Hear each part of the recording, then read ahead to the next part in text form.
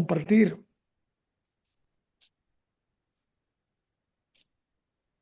Bienvenido entonces a nuestro programa Debate y Consenso, por acá por Washington TV, la televisión del Oh, futuro. ok. Aquí lo tengo. Vamos a ver si puede entrar. Ajá, aquí llegó. Apareció la luz. Luis Faría. Está sin luz, por lo que vemos está sin luz. Este lado, Luis, el micrófono lo tienes en mute. El micrófono está en mute. Ok. Buenas noches. Así estamos en Venezuela, mira. ahora Tú sí, estás mintiendo, Luis, tú estás mintiendo. Eso es mentira, porque en Venezuela no se va la luz. ¿Tú crees? Mira. No, no, seguro que apagaste todas las luces del cuarto y fuiste y apagaste allá afuera y le dijiste a los vecinos que No. apagaran las luces para venirnos a engañar aquí a los que estamos en Estados Unidos. Seguro. Bueno, te puedo mostrar aquí por la ventana el estacionamiento de mi casa. Muéstramelo, porque sería interesante para que la gente vea que no se habla todo tontería. Bueno, mira, déjame poner aquí cambiar la pantalla para allá.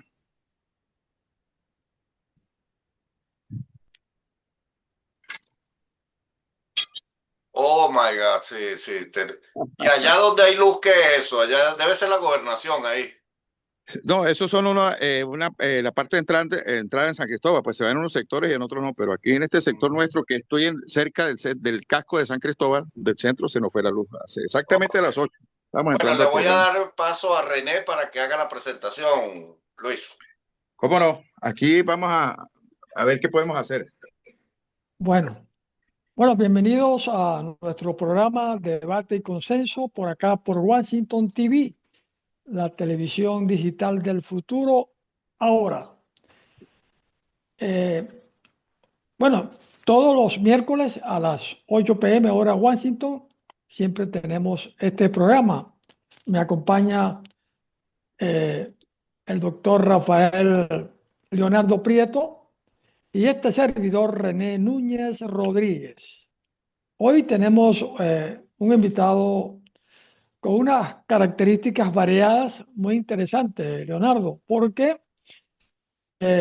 Luis Eduardo Farías Zambrano es un tachirense que se graduó en nuestra querida universidad, mi universidad, la Universidad Central de Venezuela, en 1979 como médico veterinario y ha sido pionero en el libre ejercicio, introduciendo la inseminación artificial y trasplante de embriones. Ha estado en la dirección del Colegio de Médicos del Estado Táchira y también de la Federación Nacional de Ganaderos, Fedenagas. El hombre también es ganadero. Y en lo político, bueno, fue diputado independiente en el antiguo Congreso Nacional, fue también candidato independiente para la gobernación del estado Táchira, aspirante a la candidatura presidencial de la República de Venezuela en las primarias en el año 2023. Es cofundador del Movimiento Independiente Democrático, es coautor de la obra literaria La rebelión de las regiones somos todos. Y Leonardo, el amigo Luis Eduardo Farías, no se queda atrás, está haciendo un diplomado de inteligencia artificial. No quiere el hombre Oh, quedarse rezagado, no quiere rezagarse en la innovación y en el progreso de lo que la televisión del futuro, ahora Washington TV, ya arrancó hace unos cuantos meses. vamos a tener que Bienvenido. traérnoslo para acá, ¿vale? Vamos a tener que traérnoslo para acá. Es más, lo voy a comprometer desde ahorita que si puede hacer algún programa sobre ganado y eso, sería interesante. Programita semanal los domingos sobre ganado, como el cuidado del ganado. Bien interesante porque tenemos una comunidad ganadera muy amplia, está desde Centroamérica, en México, en Salvador, en todos esos lugares. Pero bueno, bienvenido Luis, muchísimas gracias René, tremenda presentación. Eh, Luis viene recomendado por un amigo que no lo vamos a nombrar. Un paisano, un paisano. Sí, y bueno, Luis, esta es tu casa. Explícanos qué vienes a hacer tú aquí, qué nos vas a contar. Bueno, primero agradecido contigo y con tu canal por darnos esta ventana para seguir transmitiendo nuestras inquietudes al mundo, ¿no? Y a los venezolanos también.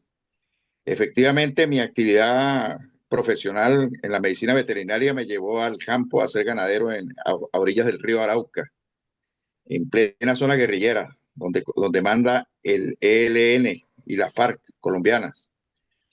Y esas unidades de producción, como les informé, se perdieron, pues consecuencia de la inseguridad. Yo salí de mi finca con varias personas fallecidas, entre ellas un primo hermano mío. Y bueno, eso me llevó a este mundo, ¿no? Al mundo literario, ¿no? Allí terminé escribiendo varias obras, Crisis venezolana, causas y soluciones estructurales, Proyecto País, Venezuela reconciliada, y últimamente una obra que es el emblema nuestra, pues que es La rebelión de las regiones somos todos, que la tenemos en Amazon y que en cuyo prólogo, por cierto, está la historia mía, de la semblanza del autor, cómo fue que mis encuentros con la guerrilla y todo el proceso que me trajo actualmente al campo donde estoy, que es el campo político, netamente, tratando de enamorar a los venezolanos de un proyecto que fue lo que me llevó a ser candidato a la presidencia de la República para transformar profundamente el modelo de Estado federal en el que estamos inmersos, que es una mala herencia que traemos por allá desde la época colonial, referida a ese centralismo y militarismo asfixiante que hemos tenido a lo largo de 213 años de vida republicana. Esa es un corto recorrido, mi hilo histórico, pues de por qué estoy yo en este momento hablando con Rafael Prieto, a quien le agradezco altamente que nos haya prestado este medio de comunicación. Bueno, Luis, mira, de verdad que dijiste en tu presentación que había sido secuestrado. Sí, fui secuestrado y liberado muy rápidamente, entre otras cosas porque el guerrillero que me secuestró, el comandante Santiago de la FARC, en aquel momento, eso fue hace aproximadamente unos 24, 25 años, tenía una hija de él estudiando en una escuela que había hecho yo en mi finca. Y entonces, cuando enseguida que llegué al secuestro, el hombre manda a buscar a su hija a la escuela. Y cuando al fin yo conozco al hombre, pero yo ya sabía que su hija estudiaba en la escuela, bueno, ahí empezamos nuestra negociación con una discusión. Y yo le decía que mi labor social en esa zona había sido tan buena, que su hija estaba estudiando en una escuela que yo había fundado en un terreno que había regalado en mi finca. Y fue cuando el hombre se enteró que tenía secuestrado a Luis Valo Farías. Y entonces, bueno, dijo, bueno, aquí hay una confusión. A la final salí el mismo día, me mandaron incluso con escoltas de la guerrilla de retorno a mi otra unidad de producción, que era de donde me habían extraído, y logré solucionar el problema sin graves consecuencias económicas, pues gracias a esa inversión social que se hizo en mi finca de una escuela que nos construyó el presidente Lucinchi en la época en que él era presidente, y sigue siendo la única escuela, por cierto, que está en esa zona fronteriza del Nubla, ¿no? A orillas del río Arauca, en el Cutufí. Me dijeron también que tú Luis, tenías un proyecto para el país. Háblanos un poco de eso. Sí, bueno, a raíz de estos niveles de inseguridad tan grandes que nos hicieron perder nuestras unidades de producción, nos dimos a la tarea de investigar por qué el Estado venezolano nos había tenido tan abandonados en esa zona tan remota del país. Y eso me llevó a estudiar, a preocuparme por la política. Y en ese estudio he conocido muchísimas personas a lo largo de tantos años y conformamos un equipo de tachirenses que nos dimos a la tarea pues de investigar eso, y como conclusión de ese gran trabajo de muchos años nació pues la primera obra nuestra, que es esta de Crisis venezolana, causas y soluciones estructurales, y nosotros identificamos allí algo que muchos venezolanos comparten con nosotros, que la causa estructural de la crisis venezolana está basada básicamente en el gran caudillismo, la gran concentración de poder que todos nuestros 48 presidentes han tenido a lo largo de 213 años de vida republicana, y en todos ha privado tres características básicas: una gran concentración de poder en la presidencia de la República, una economía centralizada en esa presidencia o en esa cúpula y un modelo educativo también centralizado y dependiente de esa cúpula. De manera pues que siempre todo gira alrededor de una persona o de un grupo muy pequeño de personas. Y como bien lo decía Lord Acton, el poder corrompe, el poder absoluto corrompe absolutamente, y eso nos ha traído que a este nivel, a este caos en el que estamos hoy, donde uno de los países más ricos de América, estamos sumidos en un 93% de pobreza, con 25% de la población en éxodo, buscando oportunidades en otros países, cuando tenemos acá, como lo muestra mi libro, Venezuela es un panal de abejas, muchísima riqueza en cualquier municipio de Venezuela donde tú te metas, hay muchísima riqueza en el suelo de nuestro suelo, o geográficamente o ambientalmente, pero esa riqueza no se aprovecha porque todo el poder se concentra en Caracas y de allí es muy difícil darle solución a todos los problemas que existen en las regiones de Venezuela. Entonces, esa gran concentración de poder nos ha traído a un estado que es inviable, totalmente inviable. De hecho, yo les envié una imagen por allí, no sé si es posible ponerla donde está el hilo histórico de Venezuela en los 213 años de vida republicana. Déjame ver.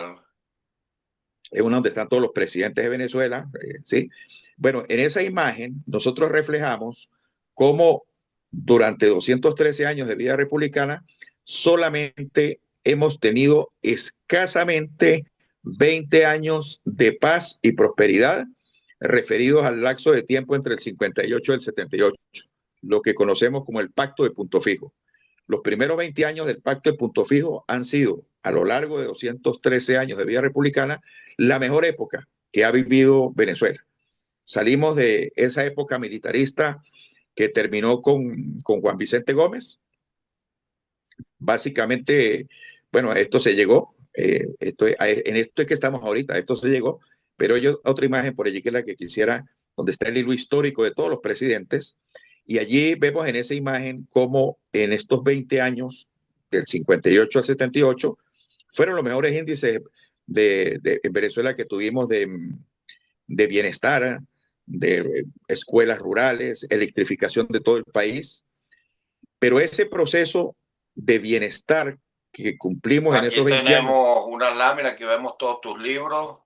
Tienes la rebelión de las regiones, es decir, rebelión de las regiones somos todos, la rebelión de las regiones, megacrisis, no leo porque lo veo muy chiquito, Proyecto País Venezuela, y el de azul es el del panal de las abejas, ¿no? Que es Proyecto País Venezuela Sí. también. Bueno, el caso es que a partir del año 78, Venezuela comienza nuevamente, primero pasamos el primer periodo, que es esta época militarista, desde la independencia hasta el año 58, ¿sí? Que terminó con Marcos Pérez Jiménez. Viene el Pacto de Punto Fijo, dura 20 años, y en el 78 Venezuela nuevamente comienza a hacer aguas, comienza a fallar su estructura, y tenemos una cifra por allí del Banco Interamericano de Desarrollo para esa época, del año 1978, donde Venezuela ya tenía para ese momento 54% de pobreza. Esa lámina se la pasaste a René, no la tengo yo aquí. Eso es correcto, se la pasé a René. Sí, no la tengo yo aquí, pero está bien. Bueno, no importa, síguela. Ok, 54% de pobreza para el año 78. Y lo significativo de esto es que para ese año teníamos nosotros 78 años extrayendo petróleo, poniendo en cuenta que el petróleo comenzamos a extraerlo en Venezuela de manera comercial en la época de Juan Vicente Gómez, a inicios de siglo.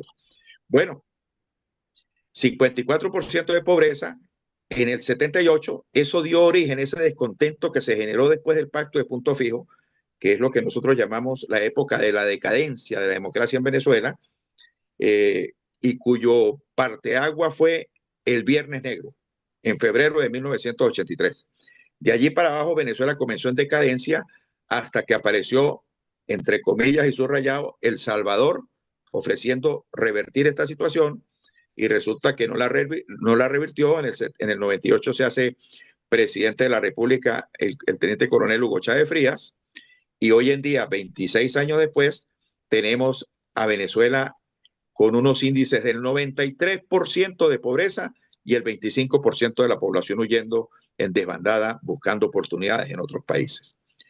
Este pequeño recorrido histórico nos demuestra a nosotros que dentro de este modelo de Estado federal de poder totalmente concentrado y centralizado en Caracas, hemos traído a Venezuela a este caos en el que estamos actualmente, y es la propuesta que le estamos haciendo a los venezolanos, que esto no se soluciona cambiando un presidente por otro presidente, sino que realmente tenemos que ir a un poco más allá, o bastante más allá, que es el cambio de este modelo de Estado que nos tiene unidos, metidos en este caos, por un Estado federal de poder descentralizado, donde realmente se le dé poder a las regiones para que allí se comience un gran proceso de transformación que genere riqueza en las regiones, pero esto amerita un gran cambio, no solamente constitucional, sino en la mentalidad de la dirigencia política venezolana, para que eso nos lleve a un país del primer mundo, como es el país donde tú estás en este momento, que es un Estado federal de poder descentralizado, donde realmente la riqueza la generan son los ciudadanos y no el Estado, como sucede en Venezuela. Bueno, René, te hago el pase. Excelente, excelente, Luis. Compartimos esa apreciación. Creo que hemos estado desde hace mucho tiempo también apuntando hacia el verdadero problema que hemos tenido como país, porque a pesar que hemos sido ricos de cuna natural, bueno, nos ha faltado esa dirigencia, ese cambio cultural para lograr lo que en una oportunidad a través de no sé si tú te recuerdas de la COPRE, hubo intentos de hacer una serie de reformas estructurales, pero como siempre ha habido el rechazo, la resistencia a los cambios por eh, ese celo que han estado entre los partidos mayoritarios, porque han partido de la subcultura de que si el otro hace muy buenas obras, ellos no tienen la oportunidad de llegar al poder. Y así se nos pasó gran parte de los 40 años. Pero quería preguntarte, porque ya que está en ese tema y eres tachirense, tengo una curiosidad política. El Táchira es uno de los estados de Venezuela pues, que ha estado en el poder. Tachirenses han estado en el poder. Y la pregunta es, ¿el Táchira se sintió beneficiada con su hijo pródigo en el poder, que gobernó 2 veces? Me refiero a Carlos Andrés Pérez. Bueno, la respuesta es un poquito más amplia que referir no solamente a Carlos Andrés Pérez, pero nos da pie para poder explicar lo que está pasando. Nosotros tuvimos el siglo pasado 7 presidentes gochos, tachirenses, 7, ¿sí? Y a pesar de 7 que gobernaron 70 años, ¿no? O sea, los 8 duramos gobernando el siglo pasado prácticamente 70 años, Venezuela. Sí, que los 8 son culpables de lo que estamos viviendo hoy. Así no, allá voy. No, allá voy precisamente. Es que como el poder está en Caracas, estando ellos en Caracas, fue imposible que los tachirenses termináramos la carretera que une a San Cristóbal con San Antonio y con Cúcuta, que son escasos 50 kilómetros. Ese es el centralismo del poder. Pero estaban los tachirenses gobernando en Caracas. O sea, lo importante es que tenían tachirenses allí en donde se toman las decisiones de obras públicas. Correcto, pero el centralismo colapsa tanto los servicios que ni siquiera, porque tuvimos 7 presidentes, fuimos capaces de terminar 50 kilómetros, que es lo que nos llevan hasta Cúcuta. Ese es el punto que quiero referirme, pues. Tenían ellos la buena intención, pero se los comía el día a día en Caracas y nunca logramos hacer la autopista, y seguimos transitando aún hoy, en el 2026, por la misma carretera que hizo Juan Vicente Gómez en el año 1025. O sea, tenemos 100 años en la misma carretera. Imagínate tú. Ese es el nivel de atraso que genera cuando el poder se concentra en una sola persona o en una cúpula de personas. Y eso lo da el modelo de Estado federal de poder centralizado que hemos tenido en Venezuela durante 213 años de vida republicana, y que fue un mal legado, una mala herencia que heredamos de la colonia española. Luis, pero dame unas obras de esas importantes que hizo Carlos Andrés Pérez en su estado. Sí las No, hizo. sí, no, sí, sí hay obras, por supuesto que hay. Carlos Andrés Pérez, sobre todo en el segundo gobierno, que fue cuando lo tumbaron, eh, logró consolidar 5 agroindustrias importantes en el Táchira. Tenemos el Central Azucarero de Ureña, tenemos la procesadora de papa de La Fría, tenemos la industria del café en Rubio. Pero ¿cuál es el problema de eso? Que esos son empresas que las hizo el Estado y esa no es una función del Estado. Ahí es donde comienzan los problemas nuestros. Las funciones del Estado tienen que estar referidos a 5 procesos.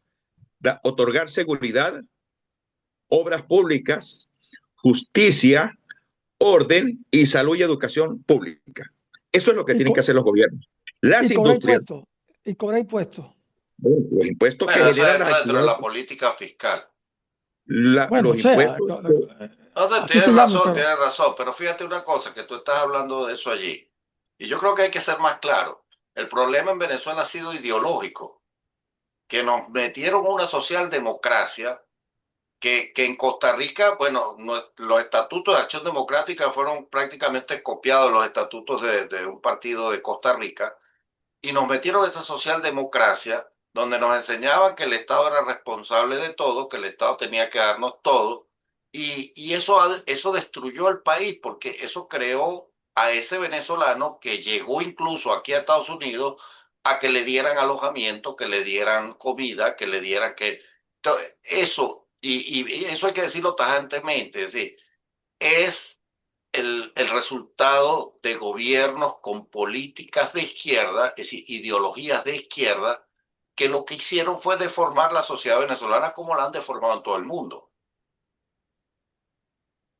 bueno, Rafael, en nuestro trabajo, ¿sí? Que no es un trabajo solamente mío, es un equipo multidisciplinario, nosotros identificamos, está bien la ideología, a nosotros no nos gusta identificarlo tanto desde el punto de vista ideológico y te voy a explicar por qué. Si tú separas las funciones del Estado de las funciones de los ciudadanos, como es en Norteamérica, como es en Estados Unidos de Norteamérica, allí el Estado, en Estados Unidos de Norteamérica, para poner ese ejemplo, que es donde tú estás, las funciones de la sociedad productiva son agricultura, industria, comercio y salud y educación privada. Eso es lo que hacen los ciudadanos. y petrolera, agua, luz, todo es privado. Por ¿Sabía eso, usted? por eso. ¿Por qué es privado? Porque el petróleo es una industria y tiene que estar en manos de los ciudadanos. En cambio, en Venezuela, el petróleo, que es una industria está en manos del Estado y está quebrado. Las empresas de Ciudad Bolívar son todas en manos del Estado, que son industrias, deberían estar en manos y en funciones de los ciudadanos, están en funciones del Estado y están quebradas. Y así, no hay empresa que desarrolle una actividad de agricultura, industria o comercio que no esté quebrada, porque es el Estado cumpliendo funciones que no le corresponden. Pero es Y que eso es lo que estamos fíjate, planteando. y ahí te atajo, ¿ves? Y tú te recuerdas, René, cuando estudiamos estudios avanzados en gerencia política, una política pública. Y eso a veces cuando la gente dice que no hay izquierda, que no, yo los paro. Y los paro conceptualmente y académicamente, fíjate. Una política pública lleva necesariamente mínimo un 60% de carga ideológica. Un 60% de carga ideológica. ¿Por qué? Porque la política pública se va a hacer en función a la carga ideológica y es por eso que aquí en Estados Unidos funciona. Cuando viene el Partido Republicano tiene como fundamento que la gente tiene que trabajar, que protege a la empresa, que no tiene que estar regalando muchas cosas porque si no hay deformaciones del ciudadano. Entonces, en Venezuela le tenemos miedo, y yo sé por qué, yo no le tengo miedo, pero le tenemos miedo porque en Venezuela lo que hay es izquierda contra izquierda. Y hay que hablar claro, la izquierda fracasó en el mundo, no una vez. China, Rusia, Cuba, Venezuela, Corea del Norte, Tú te recuerdas que Corea del Norte era la parte más avanzada cuando el conflicto que comenzó la división de Corea, y Corea del Sur es la parte rural. ¿Y qué pasó? Que tomó el capitalismo la parte sur, y en menos de 40 años la parte sur se convirtió en una de las partes de los lugares más industrializados y más ricos del mundo. Entonces, en Venezuela, y eso te lo digo porque tú fuiste candidato presidencial, pues, uno tiene que hablar claro. La política pública define cómo voy a gobernar. Entonces no hay que tenerle miedo a decir izquierda o derecha, no. Yo, si fuese presidente de Venezuela, lo primero que voy a hacer es vender ese chatarrero completo por lo que me den. Y no es para los ciudadanos, las empresas, no, es para el sector privado, porque en una sociedad hay la esfera pública y la esfera privada. ¿Quiénes comunican entre la esfera pública y la esfera privada? Los partidos políticos y las ONG, las no profit, las organizaciones sin fines de lucro. Ellas son las que comunican, son los vasos comunicantes entre el sector privado y el sector público. ¿Pero qué pasó en Venezuela? Que el sector público lo agarró Acción Democrática, los sindicatos los agarró Acción Democrática, los partidos los corrompió Acción Democrática, y Copey colaboró también con eso. Entonces, Chávez no vino por sí solo, Chávez vino por errores conceptuales en política. Porque ¿qué trata un partido? De obtener el poder, pero tú no puedes obtener el poder de los sindicatos, porque entonces los sindicatos al comprarlo. ¿Qué pasó en Guayana? Esas empresas básicas no servían para nada porque los sindicatos querían que les dieran hasta los pañales cuando nacía el niño. No, incluso Leonardo, que en las luchas sindicales se caracterizaban por aquello, no a la privatización. O sea, el enemigo era la privatización, como si eso hubiera sido el diablo. El diablo ha sido el Estado que ha estado manejando lo que no sabe manejar, que son las empresas en sus manos. Es que el Estado no está hecho para manejar empresas, el Estado no está hecho para producir. Eso igual que el Banco Central. El Banco Central no debe producir dinero. ¿Cómo produce el Banco Central dinero? Cuando devalúa. Entonces, fíjate, las políticas fiscales que las debe regir el Estado, es decir, el Ejecutivo, las coordinaba con las políticas económicas que las debería de controlar el Banco Central de Venezuela. Entonces Venezuela nunca hubo separación de poderes, esa es la verdad, y por eso es que Chávez vino. Y ahorita en el nuevo gobierno que próximamente creo que vamos a tener en Venezuela, Dios mediante, tenemos que tener mucho cuidado, porque se puede tender a cometer los mismos errores. PDVSA no hay que recuperarla, PDVSA hay que venderla por lo que nos den. Y vamos a comenzar a cobrar las regalías, a cobrar, es decir, el Estado no tiene que estar produciendo, el Estado tiene que estar pendiente de controlar los impuestos, de controlar las aduanas, de todas esas cosas que tiene que hacer para generar dinero, sí tener que montar una estructura que a la final termina siendo una estructura corrupta y que nadie la controla. Esa es mi posición. Bueno, permíteme darte nuestra visión, ¿sí? Acción Democrática nació en el año 58 y nosotros traemos el hilo histórico, que es lo que me gustaría que si consiguieran la imagen por ahí nos facilita mucho la explicación. El hilo histórico nuestro es que la propiedad de la tierra, del suelo y del subsuelo en Venezuela pertenece al Estado desde antes de la época colonial, incluso cuando el rey Carlos II, perdón, se le ocurrió, ¿sí? Que era el que estaba financiando los viajes de las 3 carabelas para acá para que descubrieran América, se le ocurrió decir, bueno, los viajes los voy a pagar yo con la riqueza de esos países, de esas tierras que se están descubriendo, que son muy ricas en oro y plata. Por lo tanto, todo el oro y la plata que está en el suelo y en su suelo pertenece al rey. Y hizo una disposición que después se puso en la Carta de Indias. Esa disposición del rey Carlos II de hace casi 800 años es la que hoy sigue rigiendo en Venezuela, de manera que todo lo que esté en el suelo y en el subsuelo pertenece al Estado. Entonces, ahí voy, para que tú te des cuenta que yo no estoy en contra de las ideologías, pero lo que te quiero decir es que el tratamiento que nosotros le estamos dando a este tema tiene que ver con la concentración de poder y la concentración de funciones en el Estado que no le corresponden al Estado. Pero es Y que eso eso es es lo que nos ideológico, mantiene en eso es poder. ideológico. Bueno, pero Un estado federal, un estado republicano, trata de no tener concentrado el poder. Es un estado más y eso, pequeño, es un estado que... Rafael, Rafael, y eso es lo que estamos planteando nosotros. Entonces, Pero ¿cómo lo son identificamos nosotros? socialdemócratas, pregunto. No, nosotros no estamos con ideologías, estamos hablando desde el punto de la No, pero administración del poder. no sé, no, ojo. Y te lo estoy hablando porque para mí es importante, para creer en un proyecto, cuáles son los fundamentos filosóficos que sustentan su doctrina. Y ahí es donde Bueno, yo quiero que me digan, ¿de uno, dónde están? ¿Están basados ok, de Karl y- Marx o están basados de Adam Smith? ni del uno ni del otro. Por eso te estoy diciendo, nuestra visión de eso, Rafael Prieto, nuestra visión es que las funciones que definen qué tienen que hacer los ciudadanos para que sean una sociedad productiva, ¿sí? Las define es el pacto que hagamos, el pacto social.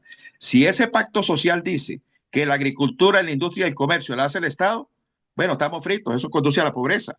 Ahora, si en ese pacto social dice que las funciones del Estado corresponden a dar seguridad, obras públicas, justicia y orden, para que Luis Farías pueda hacer en su finca agricultura, industria y comercio, ese país es un país rico. Y fíjate que no estoy hablando de ideologías, ¿me entiendes? El problema es estructural y viene desde que nos fundaron como república. Lo que nosotros estamos planteando, independientemente de la ideología, por supuesto que el planteamiento nuestro se Pero identifica es que más con las ideologías de cuando tú derecha. planteas eso, es una ideología de derecha. Dilo sin Bueno, por miedo, eso te estoy diciendo, dilo sin si le miedo. pones, no, pero es que yo no tengo miedo. Si le ponemos cliché, pues somos de derecha. Ok, Pero entonces ahora sí nos comenzamos a entender y comenzamos a no, caernos bien. pero te estoy diciendo que nosotros no, o sea, nuestra propuesta no está en función de ideología, sino en la función de la administración del poder. ¿Cuál poder? ¿Cuál poder? Tres poderes. Los poderes impulsores de la sociedad. Los poderes impulsores de la sociedad son tres. El poder político territorial, que es el que te permite tomar las decisiones en el sitio. El poder económico, que es el que te permite generar riqueza en el sitio. Y el poder educativo e investigativo, que es el que te permite generar conocimientos en el sitio. Cuando esos tres poderes están ubicados en las regiones y no en un poder central, ese país es un país rico. ¿Me Mira, entiendes? nos queda un Bueno, minuto 55 para que René te pregunte si tiene algo ahí. ok. Mira, Entonces, de eso Luis, se trata. Es un cambio no solamente de presidente, sino cambiar el modelo de Estado que nos ha regido como sociedad y eso tenemos que impulsarlo nosotros de abajo hacia arriba. Yo les la acabo de hacer estru- llegar un documento, cuando termine el programa lo leen, de sí, una Queda un propuesta que minuto le y estamos medio, haciendo ahorita René. a María Corina. sí, ok. Estoy de acuerdo contigo, Luis. La estructura del Estado es lo que tenemos que cambiar y la desconcentración, descentralización política y administrativa del Estado, llevarlo a los estados, a las regiones, para que ellos administren sus políticas, todo lo que tiene que ver con su La población. generación de riqueza. Por ejemplo, aquí en Estados Unidos, un Estado ejerce las funciones que ejercen allá en Venezuela el poder central. Aquí el Estado regional, Correcto. federal, hace la educación, es responsable de la educación, de la salud, de la seguridad, de la infraestructura civil. Esa la hace acá el condado, lo hace el Estado.